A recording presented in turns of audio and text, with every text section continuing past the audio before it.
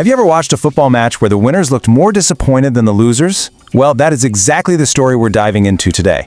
A classic tale of two teams with two totally different takeaways from the very same game. So the scene is Stamford Bridge, first leg of the Carabao Cup Semi-Final. Arsenal managed to squeak out a narrow win against Chelsea. But you know that final score? It really doesn't paint the whole picture. Not even close. It really makes you wonder, right? How on earth can a 3-2 victory feel like, well, a massive missed opportunity? That's the puzzle we're going to unpack today, looking at all the complex emotions and strategies that came out of this really dramatic cup tie.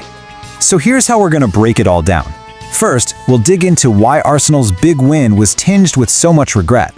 Then, we'll flip the script and look at Chelsea to see how they spun a narrative of defiance out of a defeat.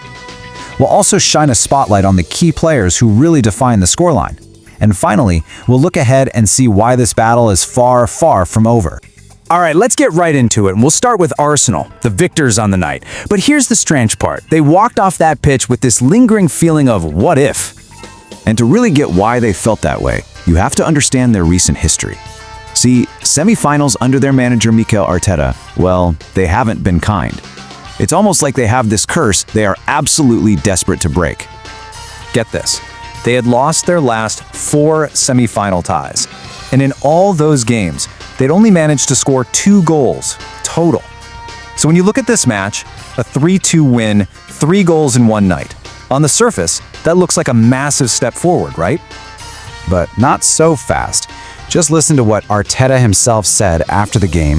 He's talking about having 2 massive chances to score a 4th goal, a goal that would have pretty much killed the tie right then and there. You can just feel the frustration in his voice, can't you? That feeling of having your opponent on the ropes, but just not being able to land that final knockout punch. And it wasn't just the manager feeling that way.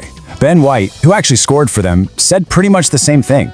He flat out said it was disappointing and not up to their standards, especially how they let a 2-goal lead slip twice. It just goes to show you, for these elite teams, a win isn't always just a win.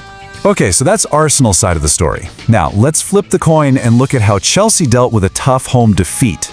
This is where the psychology of top-level management gets really fascinating. Look, there's no hiding from it. The match was heavily influenced by a couple of big mistakes from Chelsea's goalkeeper. They led directly to 2 of Arsenal's goals. I mean, those were genuinely game-changing moments. But, and this is the key part, listen to how their manager, Mauricio Pochettino, handled it. Instead of throwing his player under the bus, he stood up in front of the cameras and took full responsibility. It's a classic move, a masterclass in shielding his player and deflecting all that pressure. And Pochettino's defense was backed up by a whole laundry list of other problems they were dealing with.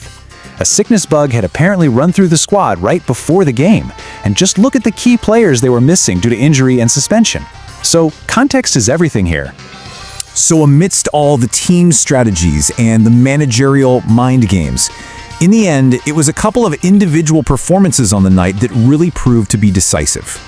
For Arsenal, Bukayo Saka was a constant menace, scoring 1 goal and creating chances all night long. But for Chelsea, Cole Palmer, wow, he was their lifeline. His 2 incredibly cool goals single-handedly kept his team in this tie and gave them a real fighting chance for the second leg. So where does all this leave us? Well, the most important thing to take away is that after 90 minutes of pure drama, this semi-final is absolutely not decided. The storyline is just perfectly poised. And this table just lays out those 2 conflicting feelings perfectly, doesn't it? You've got Arsenal, who are in the lead, but are clearly frustrated about what could have been. And then you have Chelsea, who are trailing, but are filled with a strange sense of defiance and even hope. So everything is going to be decided in the return leg at Arsenal's home ground, the Emirates Stadium. A place where, by the way, they haven't lost a single game all season. It's a fortress. Which leaves us with one final thought to chew on. With just a single goal separating these 2 teams, who is really under more pressure in that second leg? Is it the team defending a slim lead at home with all that history weighing on their shoulders? Or is it the underdog team, battered and bruised but with absolutely nothing left to lose? We'll find out soon enough.